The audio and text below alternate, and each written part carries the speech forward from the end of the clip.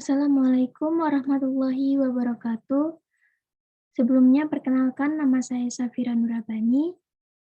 Saya dari kelas mata kuliah pengajaran berbicara Rambel 7. Yang terhormat Bapak Erpindo selaku dosen mata kuliah berbicara dan teman-teman sekalian yang berbahagia. Di sini saya akan menyampaikan salah satu materi mata pelajaran bahasa Indonesia yang dipelajari oleh kelas 10 untuk memenuhi penugasan ujian tengah semester mata kuliah pengajaran berbicara.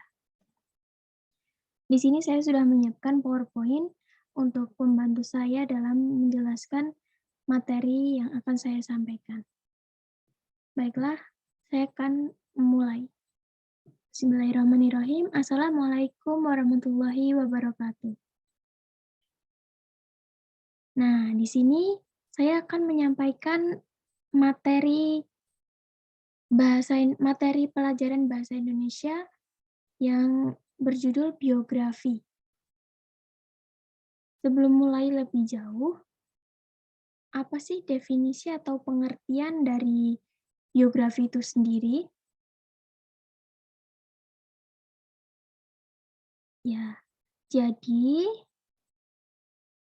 pengertian dari biografi adalah karya sastra yang berisikan riwayat hidup seorang tokoh ternama, dan biografi berasal dari bahasa Yunani, yakni dari kata bios dan grafien.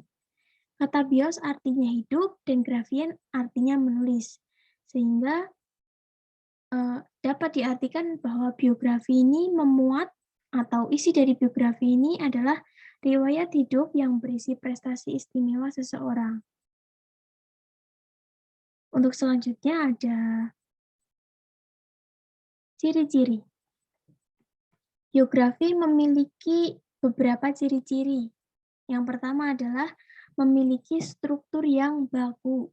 Penulisan dalam bentuk baku dan menggunakan bahasa dengan gaya yang formal.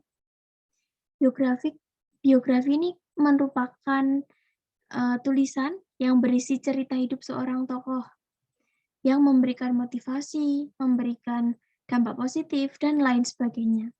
Sehingga penulisan yang digunakan untuk teks biografi ini menggunakan bahasa yang baku, menggunakan bahasa Indonesia dengan gaya yang formal. Dan teks biografi ini dituliskan berdasarkan hal yang nyata dan bersumber dari data pribadi, hingga cerita orang-orang yang memiliki hubungan atau berhubungan dengan tokoh tersebut. Kemudian yang kedua ada isi tulisan. Isi tulisan di sini perjalanan hidup seorang tokoh ternama mulai dari sejak lahir, masa kecil, saat sekolah, hingga jenjang tinggi, dan prestasi yang dimilikinya. Isi tulisan teks biografi ini menjadi salah satu pembeda dengan cerpen atau novel atau karya fiksi yang lainnya, karya-karya buatan.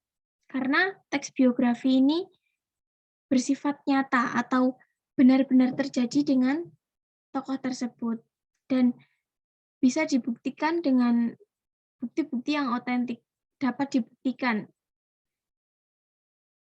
Kemudian yang selanjutnya adalah gaya penulisan.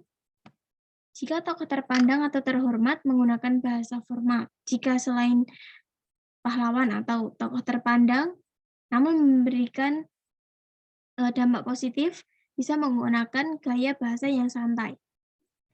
Nah, di sini tokoh terpandang itu contohnya adalah pahlawan nasional atau seperti presiden atau tokoh-tokoh yang lainnya. Itu biasanya menggunakan bahasa yang cenderung kaku dan baku. Dan kemudian untuk selain pahlawan atau selain tokoh-tokoh terhormat dan terpandang, namun dapat memberikan dampak-dampak positif untuk orang-orang sekitar, biasanya menggunakan gaya bahasa yang santai. Bisa dengan sapaan yang lebih akrab, seperti kalian, kami, kita, atau yang lain sebagainya. Yang terakhir adalah berisi motivasi. Biografi berisi motivasi yang dapat dicontoh dan diterapkan oleh pembacanya dalam kehidupan sehari-hari. Jadi tidak hanya perjalanan atau kisah hidupnya saja, teks biografi ini juga memberikan motivasi untuk pembacanya. Teks biografi ini biasanya para pembaca dapat mencontoh atau menerapkan dalam kehidupan sehari-hari itu dari sikap, perbuatan, dan karya atau yang lain sebagainya, namun yang bersifat positif.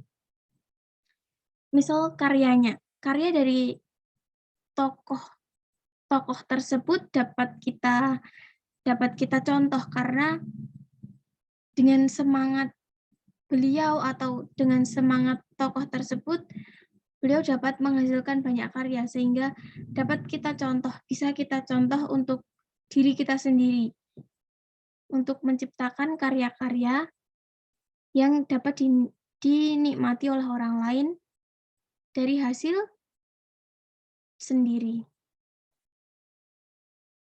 Untuk yang selanjutnya ada struktur. Setiap teks pasti memiliki struktur, tidak terkecuali teks biografi. Terdapat 3 struktur dalam teks biografi. Yang pertama ada orientasi, kejadian penting, dan reorientasi. Orientasi di sini yaitu informasi mengenai latar belakang kisah atau peristiwa yang akan diceritakan. Informasi tersebut berkenaan dengan siapa, kapan, di mana, dan bagaimana. Nah, isi orientasi ini menjelaskan siapa yang diceritakan, kapan hal itu terjadi, di mana, dan bagaimana atau gimana alurnya itu seperti apa itu diceritakan di orientasi. Kemudian orientasi ini juga berisi informasi-informasi yang dasar seperti orang tuanya, saudaranya, atau yang lain sebagainya. Namun, orientasi ini dituliskan dengan jelas sehingga pembaca ini dapat memahami secara runtut apa yang bisa diambil dari poin orientasi ini. Untuk yang selanjutnya adalah kejadian penting, berisi rangkaian peristiwa yang disusun secara kronologis, menurut urutan waktu yang meliputi kejadian utama yang dialami tokoh. Jadi, pengalaman atau peristiwa yang dialami oleh tokoh-tokoh tersebut itu dituliskan sesuai urutan waktunya dan dituliskan secara detail atau secara kronologis sehingga pembaca dapat memahami lebih jauh lagi dan dapat membayangkan bagaimana saat tokoh tersebut melakukan atau menghadapi peristiwa tersebut. Yang terakhir ada reorientasi.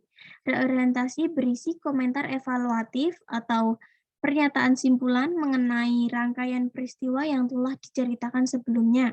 Bagian ini bersifat opsional yang mungkin ada atau tidak di dalam teks biografi.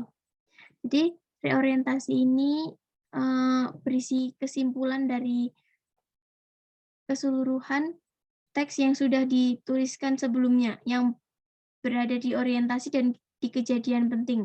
Namun tidak semua teks biografi terdapat reorientasi, karena di sini sifatnya opsional. Ada yang dituliskan dan ada yang tidak.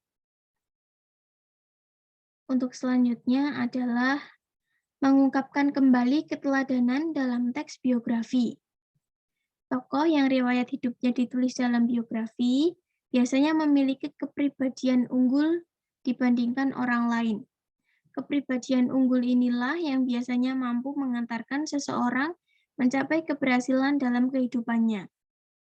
Untuk dapat mengidentifikasi kepribadian unggul seseorang, kita dapat melihat dari peristiwa atau permasalahan yang dialami seseorang, serta bagaimana cara menghadapi semua itu.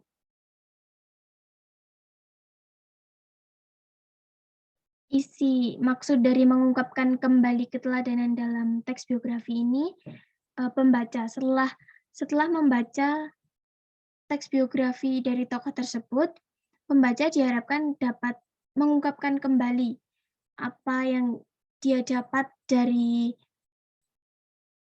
teks biografi tokoh yang ia baca. Biasanya yang didapat dari teks biografi ini ada kepribadian unggul dan peristiwa-peristiwa yang dialami oleh tokoh tersebut. Yang selanjutnya adalah mendata pokok-pokok informasi dalam teks biografi. Paragraf deskriptif dan naratif memiliki kesamaan bahwa ide pokoknya tidak terdapat dalam satu kalimat. Untuk mengetahui informasi pokok dalam teks biografi, pembaca harus benar-benar memahami isi teks tersebut. Kemudian dapat menentukan sendiri isi pokoknya, bukan berdasarkan ide pokok yang biasanya terdapat dalam kalimat utama. Di sini saya memiliki satu contoh. Nah, di sini saya mengambil potongan teks dari biografi Bapak Habibie. Di sini, Habibie menjadi yatim sejak bapaknya yang meninggal dunia pada 3 September 1950 karena terkena serangan jantung. Setelah ayahnya meninggal, ibunya menjual rumah dan kendaraannya, kemudian pindah ke Bandung bersama anak-anaknya. Ibunya membanting tulang membiayai kehidupan anak-anaknya. Nah, pokok informasi yang terdapat dalam potongan teks ini yaitu peran Bunda B.J. Habibie sepeninggal ayahnya. Jadi yang dimaksud atau makna utama atau pokok utama yang dibahas di sini adalah peran ibunda dari Bapak B.J. Habibie setelah meninggal ayahnya. Jadi ibunya ini membanting tulang untuk membiayai kehidupan anak-anaknya. Jadi ibunya berusaha untuk bisa memenuhi kehidupan sehari-hari dan membiayai kehidupan sehari-hari untuk diri sendiri dan anak-anaknya. Yang selanjutnya adalah menceritakan kembali. Pada bagian ini, pembaca diminta untuk mampu menceritakan kembali bagaimana alur biografi tokoh yang telah dibacanya. Nah, maksudnya di sini pembaca dapat menceritakan kembali atau dapat menyampaikan bagaimana isi dari teks biografi tersebut, dari identitas, dari peristiwa yang dialami, dan karya-karya yang dihasilkan atau dimiliki dari tokoh tersebut. Yang terakhir, sudah. Mungkin hanya ini yang dapat saya sampaikan. Kurang lebihnya mohon maaf. Wassalamualaikum warahmatullahi wabarakatuh.